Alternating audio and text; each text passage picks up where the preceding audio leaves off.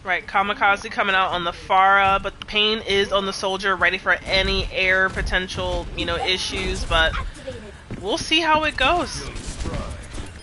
Yeah, quick pick on Kamikaze there.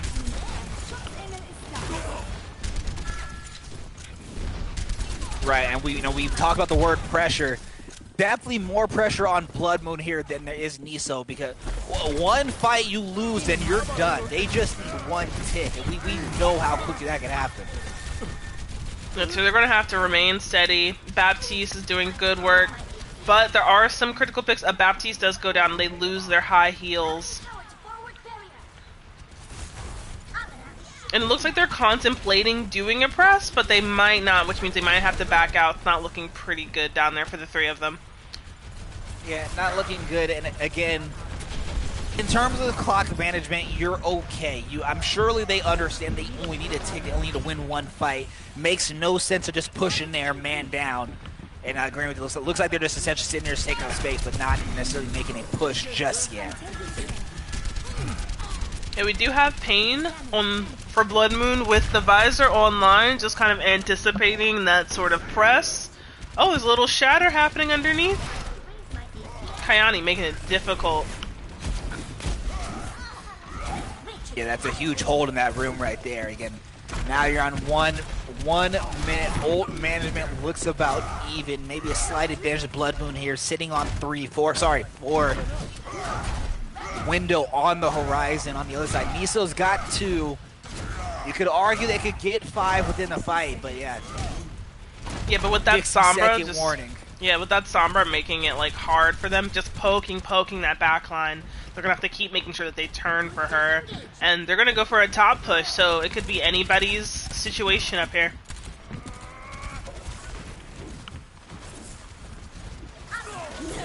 As we are getting there, well.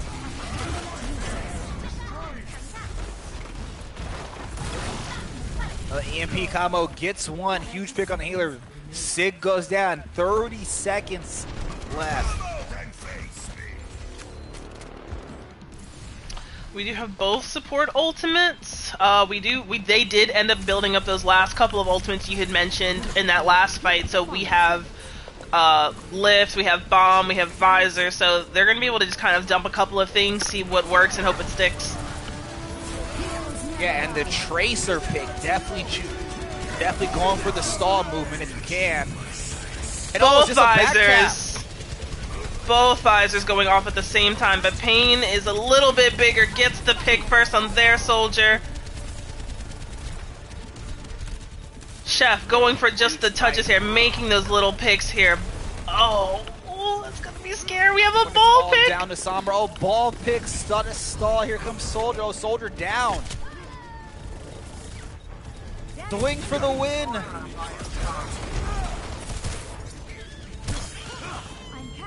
Neso making it happen.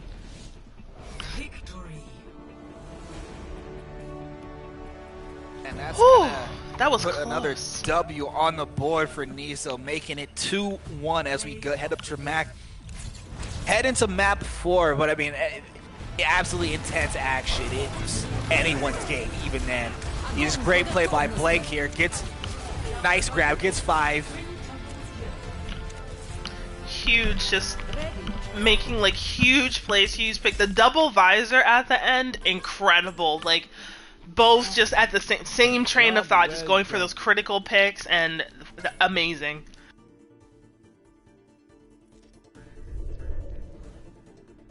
But we are going to everybody's favorite map. I have not seen one Overwatch player hate this map. And do you know where we're going? Of course, as always, fan favorite Kings Row. So, same style. Cap first, payload second.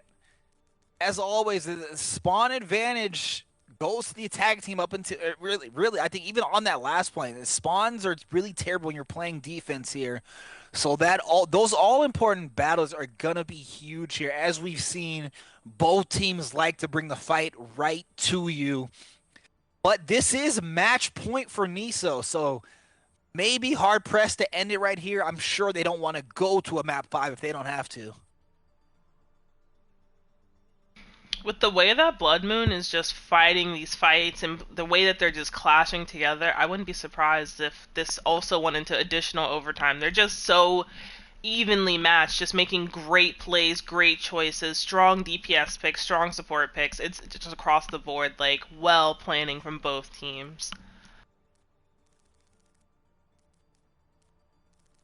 Yeah, again, 100%. Like I said, if you're just now tuning in, or if you've been watching, like I said, this is the International Overwatch League Season 5, Week 4, Tier number 3.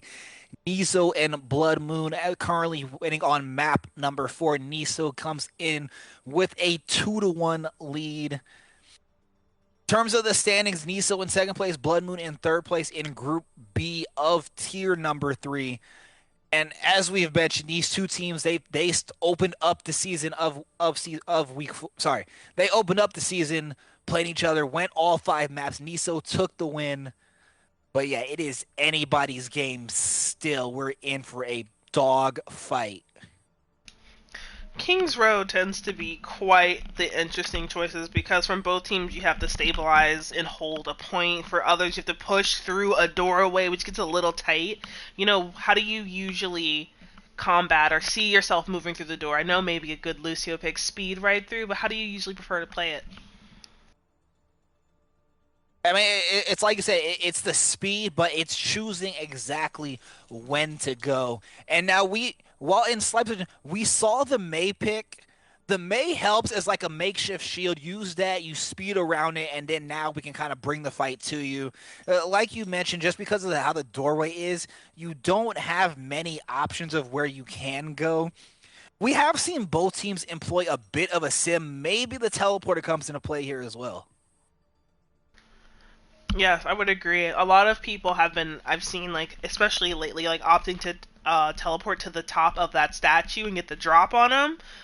Bringing down that ball of damage just into the team, taking it to the point. That could also be something we see tonight as well. But they have been playing with some air presence. We've seen Pharah and Echo for both teams. I wouldn't be surprised if we also saw that again. But Widow is also a good pick, too. She gets that high ground from spawn, gets a couple of those decent picks. So, you just never know. The damage here could be really interesting. Yeah, 100%. Gotta agree. And, as we're waiting for as we know, Niso's got no subs. The 6 you see is the 6 you're gonna get. Blood Moon just waiting on some final confirmation, see if they want to make any switches here. As always, they're down 2-1, so they've got to win two, but definitely got to start with this one. All right, they do have a player entering into the lobby. We have Tav online with us now, coming in to play tank. So it looks like we're going to have a little bit of a tank swap here. So we're going to see what their next lineup is. Yeah, it looks like he's late to the party. Have not seen them play, obviously, just now getting here. So who knows? Maybe that's been the hidden X factor, the secret weapon they've been waiting on. Always like a breakout, character. You're like, oh, like I didn't know they had this person, and they're like the sickest player you've ever seen. No pressure to have if you're watching the broadcast later, but we're expecting some interesting things. We love a late player. And hey, speaking of guys we haven't seen, we have not seen Roadhog. Maybe that's the guy? Oh, a Roadhog specialist? That would be interesting. Kayani was so strong on the Reinhardt. They might be making room for some decent off tanking here. So I'm interested in seeing if you're right. And then, I mean, as I've said, Roadhog's not a tank. He's just a fat DPS. So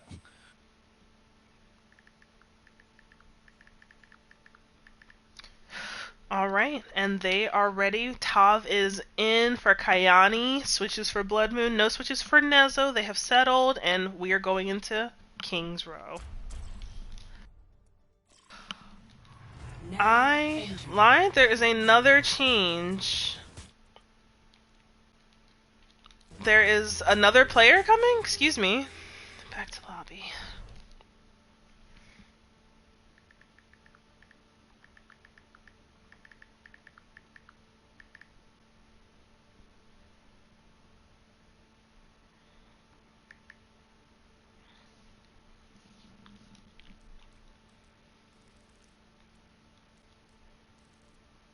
Okay, 1 second. We are waiting for one more confirmed change coming in from Blood Moon. It seems that they have, okay, a full roster change. Not full roster, excuse me, some quick changes. Top and Blank are in. We have Wender and Pain together doing some DPS work. We might actually see that May that you mentioned. And then Rainy making their way into the team, and Deity.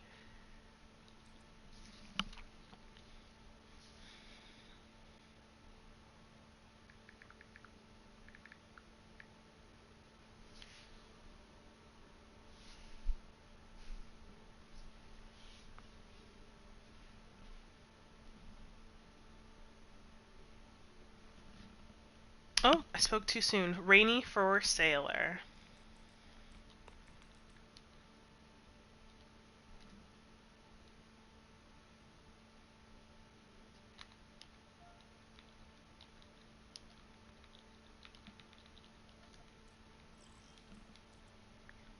Okay, and now they are ready. So, they have made some final changes, but now we are ready.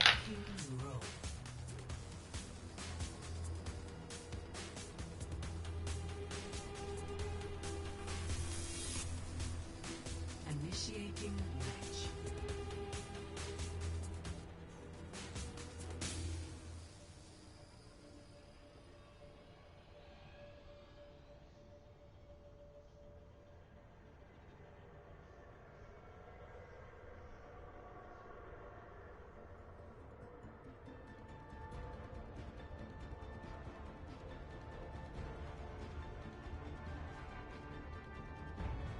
Ready for battle.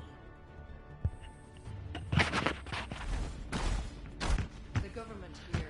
Alright, we are preparing. We have Rhine Zarya for both here as well, but some DPS differences and support differences, but it looks like they're going to go for these Rhine Zarya meetings that usually happen between tanks. I live as well as I live to be. Yep, now, like I was pointing out, looks like Blood Moon's gonna go with that May Lucio. Well, nope, spoke too soon. Still waiting.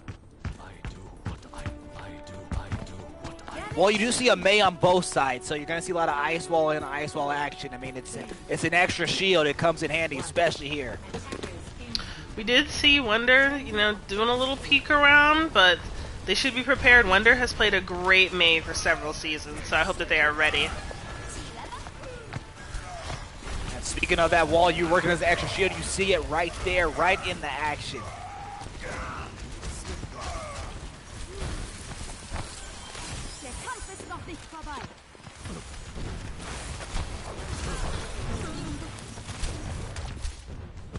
So Blood Moon with the early advantage here. Nice hold on this first fight.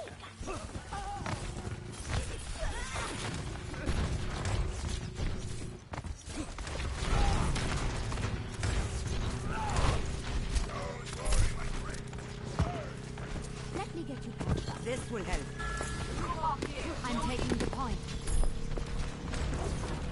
This is awesome.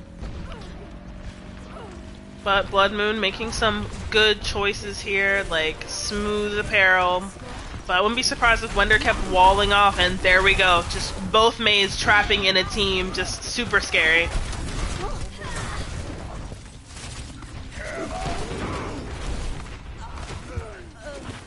And as has been the trademark for really this entire face-up, Blood Moon with this early cap advantage, right? Now what are you going to do with it? You've got the payload, you got a lot of time, 5 minutes and counting. But as I said, this map is really unfriendly to the defense in terms of spawn advantage. You got to see if Blood Moon's going to take advantage of that. Oh, we got huge make all coming out from Wender. They do make it out, thankfully, but it does push them back quite a bit.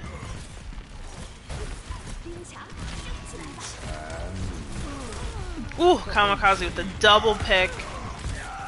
Everybody just getting in there, getting a piece of Blood Moon from Neso, just taking this fight right to them. Wender is going to make it out, though.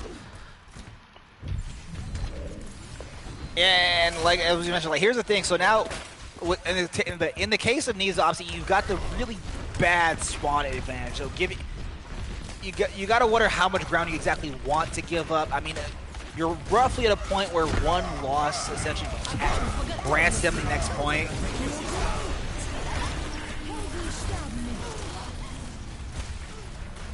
Yeah, Dragon and Maywall just making some huge changes here, but I think that Neso's gonna be pretty steady here if they're feeling confident. Ooh, but Pain is making it very painful for them. Yeah, Blood Moon getting a nice push here. Not so much of a team wipe, but enough to get the job done and push a payload, get a lot of important ground. I'm here. A decision time for Neso. Do they want to push up here? Or are they comfortable giving up that much ground? As I said, with the spawn advantage here, it's really rough. You've got to kind of pick and choose your battles. I think that they might go for one more touch. It looks like they're just kind of slow playing it here. But the Dragon might make it a little difficult. Shatter. Huge shatter for the team. But I think Blood Moon's going to hold steady here. They're not afraid about that little push. Yeah, it's looking like roughly there. I mean, oh, well, Neso never say never. Huge grab, but nothing doing from that.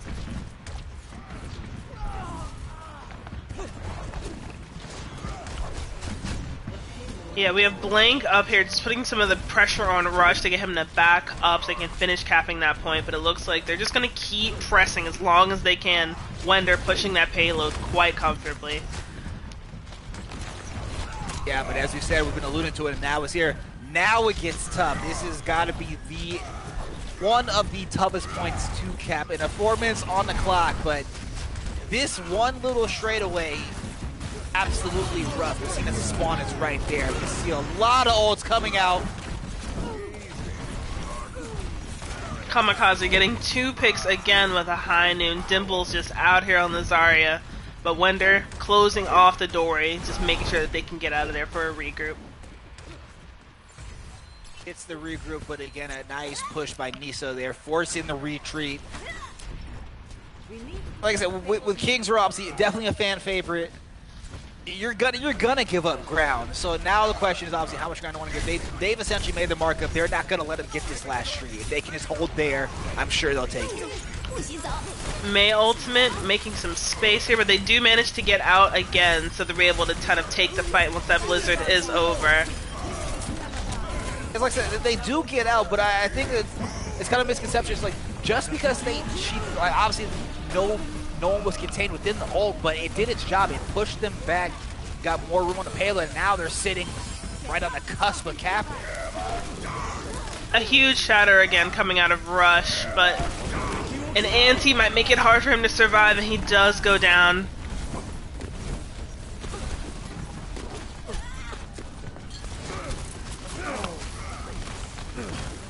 Chef being frozen, but might be able to by a couple more seconds, but not quite.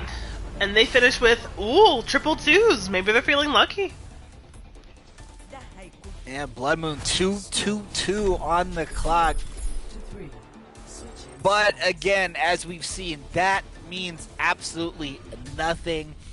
So while the pressure just swapped to Neso, they have shown an ability to, when the chips are down, come out on top. So we're interested to see if they decide to switch any characters and whatnot. And now we got to see for Blood Moon.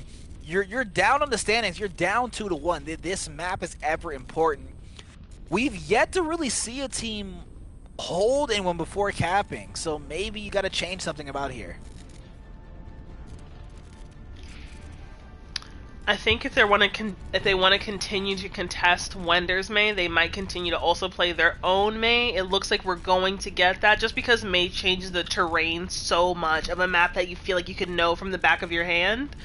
But you know, you just never know. These Mays are blocking off doorways and walls and pushing people up and down and back. It really changes a lot. So I think for them to meet with the same energy, bringing their own May, both Blood Moon and Neso are going to make it difficult for these teams to navigate the map. Yeah, definitely gotta agree with that. And as you mentioned, Blood Moon bringing the May out. We saw how it worked for them on the attack, keeping the Hanzo. Really, you're not seeing any major switches on the other side, though. This will be the first Widow we've seen, if that's going to stick.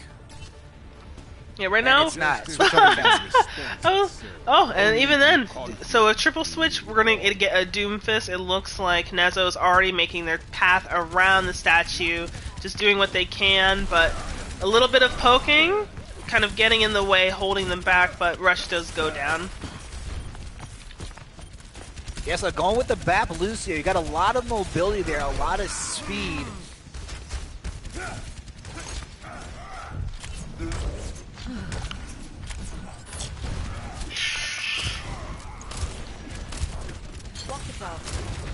Go. I'll keep you here. Name. Yeah, huge sleep. Deity does catch someone in her crosshairs.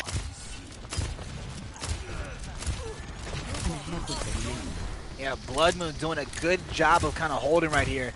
As we've mentioned on a few maps before, the advantage of going first is you know the benchmark you've set now. So while they might not necessarily even prevent them from capping, they can by all means right off the clock. Ooh, they do shut down a visor from Kamikaze pretty quickly. So, you know, they lose out on the visor, unfortunately, but I think that they might be able to make some key choices here. Chef making some decisions on what might best work here. He does opt for the fire instead of the Doomfist, just because the Mei might be slowing him down a little bit.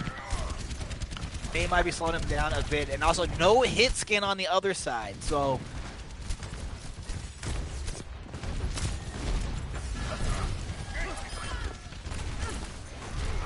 Oh. I guess Hanzo shuts me up about that no hit scan. You know, there is no hit scan, but there is pain.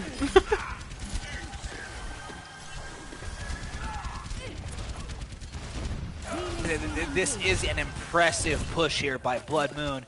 And you know, we said it in the lobby, maybe Tav was the secret weapon. I mean, you're not necessarily seeing much different gameplay, but you are seeing a better hold than we've seen for a long time in this match. Yeah, and it looks like, again, with like all of these choices, Wender is coming back online with the Mei ultimate. We have Shatter. We have a litany of ultimates we're going to come up on here pretty soon. But Kamikaze is going to get that visor back too, so these last couple of pushes are going to be some big plays happening. This is what's happening, but we're getting close to a minute left. Neso's got to step it up. They've got time is not on their side.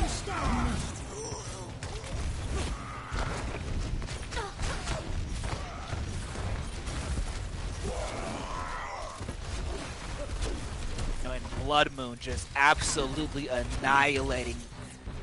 Neso, correct me if I'm wrong, I don't think Neso's even touched the point so far. Not as confidently as Blood Moon when they stepped out. They may be doing some strategic planning. Chef making some choices on DPS. Also might have made some changes for them, so they might just be playing to see what's going to happen for them. So they both do have DPS ultimates online, some pretty strong ones, Visor and Barrage, but again, with Pharah being so vulnerable in the air, it might be a little scary to pull up that Barrage here.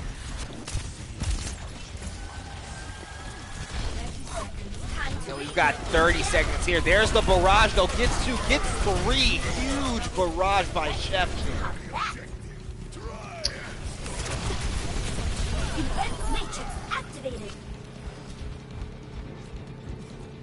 Yeah, got 3 with that, and they didn't even have to throw Visor into it either, so that was incredible.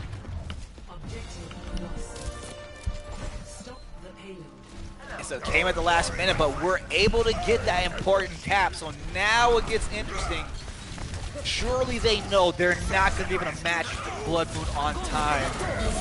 The important thing now is just going to at least be capping with time on the clock, but a huge dragon by Pain.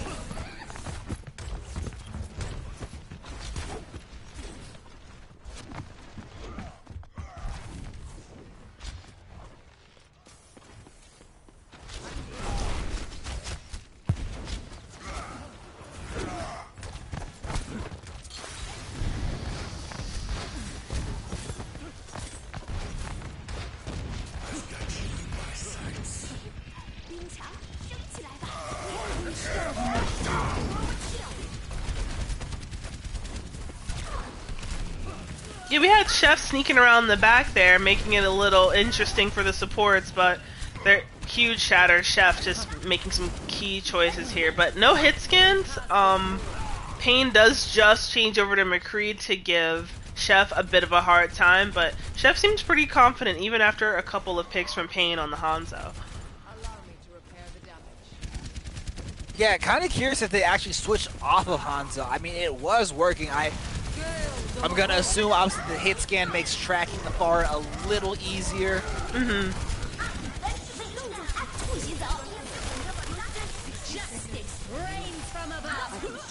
Chef sleeping on the job after a pick, but is going to manage to get out. You know, and here we go again. Crunch time. Izo's got about 40 seconds. They've got time for a group up, but again, you've got to count with time on the clock.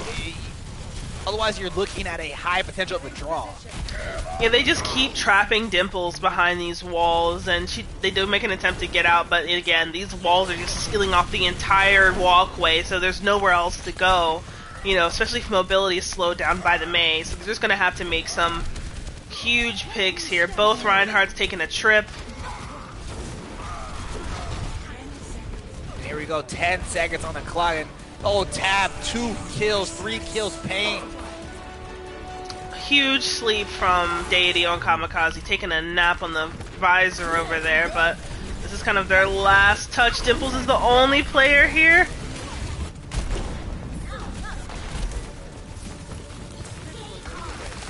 Woo, Rush making a last minute touch. And another ice wall. Pain just going for a blizzard. Huge. Dimples tries to get back in mech but doesn't make it, and this goes to Blood Moon. Well, they said in the chat that Tav was the chosen one, and hey, so far undefeated in games he plays in. We are going to a map 5, ladies and gentlemen.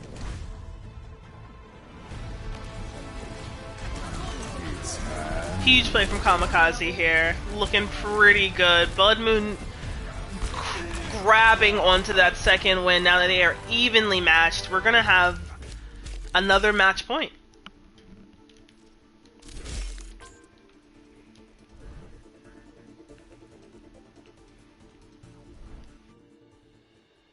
Well, not just match point though, now it's the gritty.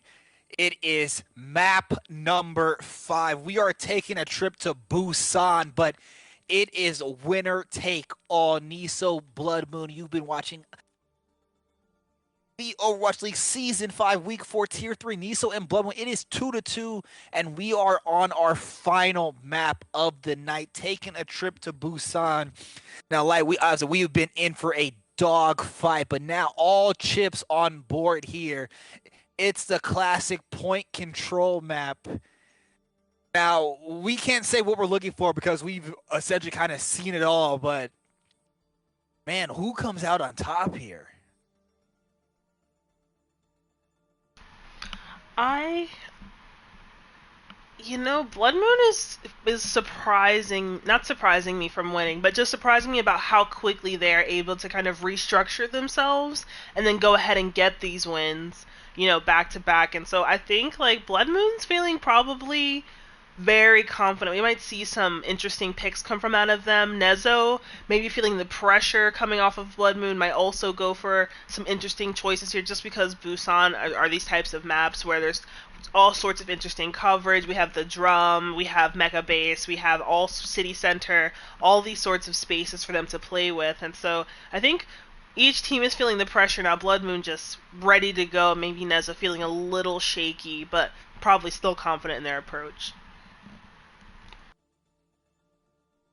Oh yeah, and that's been the thing with really all 4 maps. Both teams have been so evenly matched. No one's really necessarily had a major advantage or whatnot. We've seen nearly almost every map go to an extra overtime period. But yeah, so now it gets real interesting.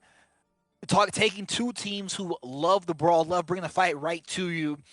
So wouldn't essentially the perfect map in order to decide a winner here. Yeah, I think, as you've been saying, it's like anybody's game. It's too early to call it. Chef making these interesting DPS plays, Deity really strong on the support plays. I really can't make any sort of, Oh, it looks like this is. I have no idea. Yeah, 100%. As always, sitting in the lobby waiting for Blood Moon if they're going to make any substitutions. As stated before, Neso, the 6 you see is the 6 you're going to get. Blood Moon decisions. You know, this is for the win. They said Tav was the chosen one. He comes in, gets him a win on the map on this map. I don't think he's moving anywhere, but let's see if anyone else is coming in.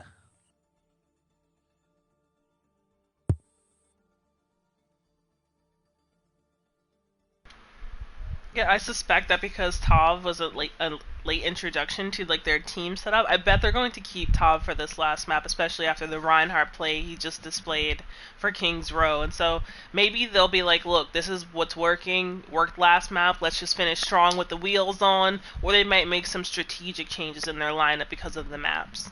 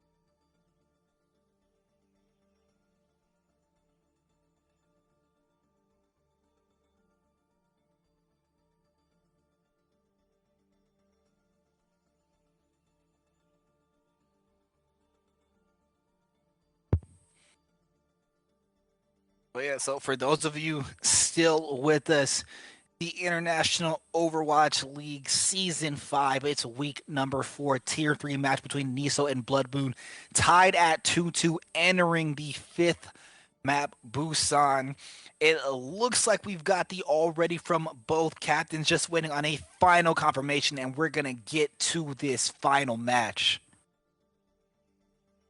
Alright, I'm just gonna double confirm. You know, I've been so excited about starting these matches and just making sure that everybody is happy, we are squared away, everybody, you know, probably plugged in their controllers and headsets, make sure everything is wired right in, you know, making sure that they're ready to go. And so, checking, we have one ready confirmed, we have a ready from Neso, and I think that we are ready.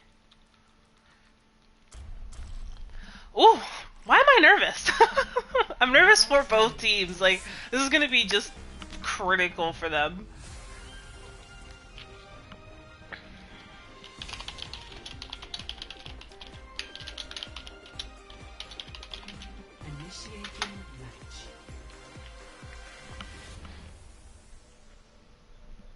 So here we go. I'm not even going to try with the character predictions anymore. Whatever happens, I'm going to see it. All I know is that I'm going to get intense action, non-stop action, and the fight's going to be non-stop.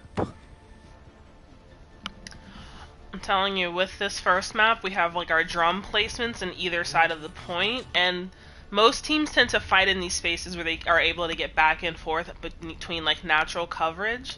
So it's going to be pretty interesting seeing what we're going to get out here. Rush is switching back to that killer Sigma we saw earlier on Dorado, and it looks like we are going to get an Arisa play as well, so double shield coming out of Neso. Now, interesting, as we've seen, Arisa play on both teams have not worked out. But Chef going early with the Tor pick. And Payne busting out a Reaper. We have not seen Reaper once today. Observe the barrier. You know, now that you mention it, you're right. We have seen basically everything here so far, but Payne on the Reaper is a new addition to what we've seen. The new, and we saw action, and here we go, getting right into it.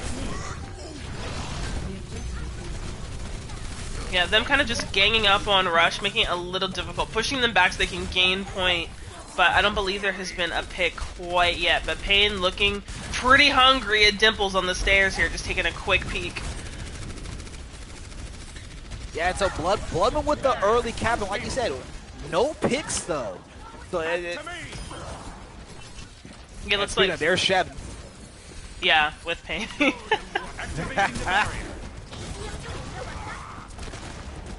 This is going to hurt. I will keep you here. Yeah, I think right there Neso had played it pretty safe by backing up, which rather wasn't a pick yet, but Pain is already back in the fold. They are fighting off on the side of point, just kind of using these walls and corners to make it difficult, but I think we're going to get a little bit stuck back here.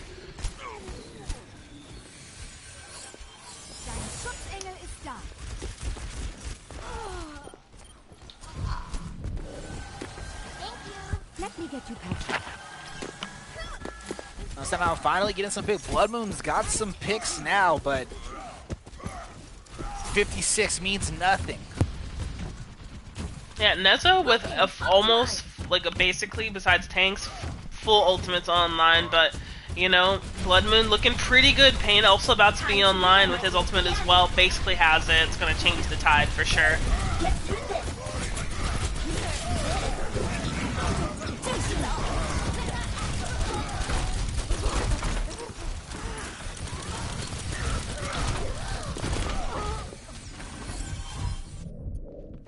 Together, we are strong.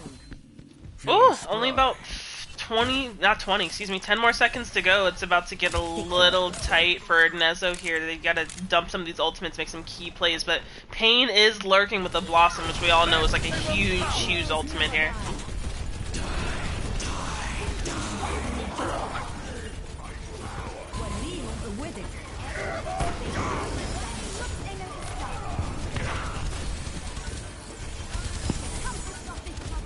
Kamikaze getting bullied by both Blink and Pain back there.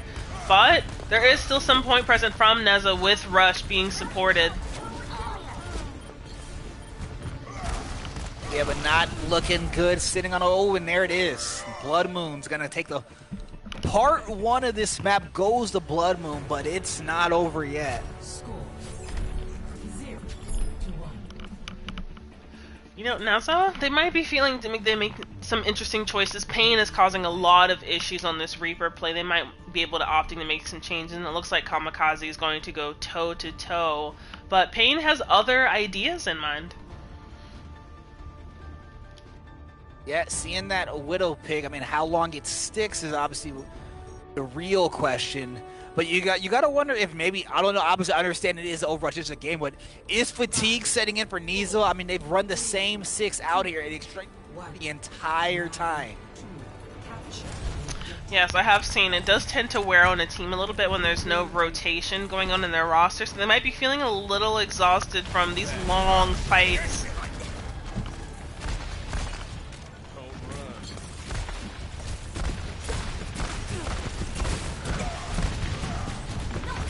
Right, here we go again. Both teams just getting right to the point. We're going to fight right there. Tom, early pick on Dimples.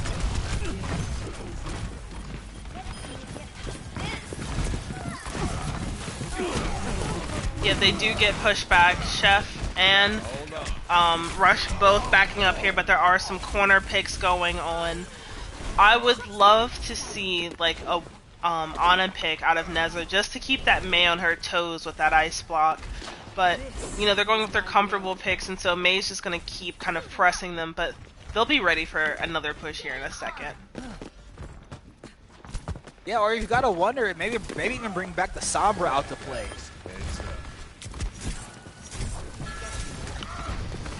Yeah, like it does seem that Wender's just unstoppable on this maze, just making these terrain changes and freeze changes. It's going to be a little difficult, so they got to make sure that they are targeting him, because all he does is keep trapping them inside these spaces, and it's hard for them to get out when there's nowhere else to go. Yeah, you're just talking about they do it once again. It's been working for them, obviously. Sealing off a teammate, capitalizing on one person. You know, you get the spread you need, you get the numbers, and you get the advantage, and they're seeing it right now. pure domination that we haven't seen at all in this entirety of this match here. Don't let up on them. I'm taking care of you. Yeah, it's just Wender's really making it difficult for them to traverse this terrain, and so either they're going to have to do some high damage to get these walls out of the way, or they're going to have to make sure that Wender, you know, kind of draws back every time that there's a fight. Yeah, and speaking of isolating, another great job there. Gets the Reinhardt. Really putting the pressure on now. Now Neso, you've got this one fight here, and your back's against the wall. You've got to get a team win. Yeah, a couple more seconds available. Huge grab, decent grab goes off. Bomb though.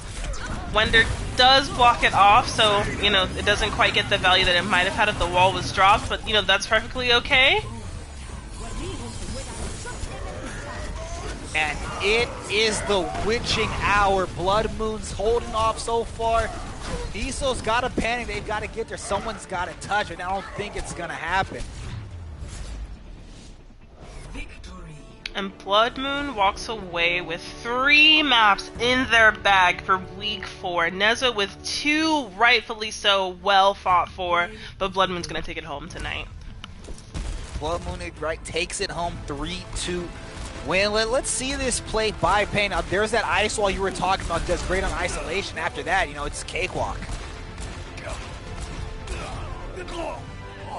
You know, it just seals off so much of the area. It's like those little places where you would normally kind of get out. They're just gone. So all you really can do is either hope that someone is there to support you or take, you know, the hard L. And, you know, sometimes it happens. But they did wonderful tonight. Like, great plays from both teams. Huge energy. Just really exciting. Definitely. So Blood Moon avenges their week 1 loss to Neso. Wins the series 3-2. Takes both teams' records to 2-2 now on the season. Again, absolute amazing match. The thing of the series has been to name an MVP. I don't know about you, Lay. I don't know if I can name one. There was a lot of great play on both sides. As ironic and corny as it is, I think you've got to clap it up to both teams. No, I mean, not being disrespectful when I say no one stood out, just because everyone played so excellent. Right, just huge plays. Like, we saw great bombs, we saw great Sigma play, great Rhyme play, great Mercy, Ana, like plenty of things to remember from tonight. And so I will agree with you. There's not a standout for that reason, but just no standouts just because everybody just put in the hardest work that they could going into this. And so really had fun casting it. Like, nice work from them. It was really fun to watch. Absolutely. A huge shout out to Neso and Blood Moon. Absolutely entertaining games, great games, nonstop exciting action. Credit to both teams. Definitely wish both of them luck on the rest of the season. As we close off the stream here, again, Blood Moon takes the win 3-2, takes all 5 maps. You've been watching the International Overwatch League Season 5 Week 4's Neso versus Blood Moon, with Blood Moon taking the win. As always, I have been your lovely host, Super Rondo Uno, and my co-host has been... I am Light. Looking forward to seeing you guys in our next broadcast. Thanks for joining us, and thanks for Blood Moon and Neso for letting us handle their streaming tonight. We love you guys and appreciate you guys. Good night. Good night, y'all.